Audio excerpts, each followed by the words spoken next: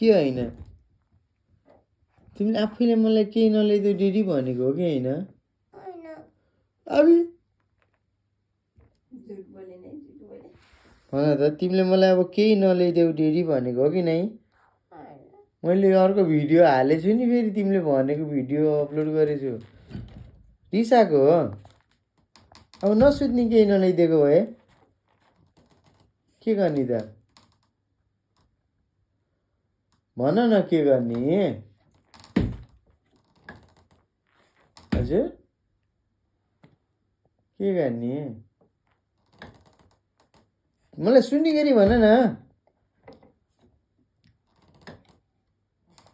सुन्ने गरी भन भनेको म सुनेन तिमीले सुन्ने गरी भन छिटो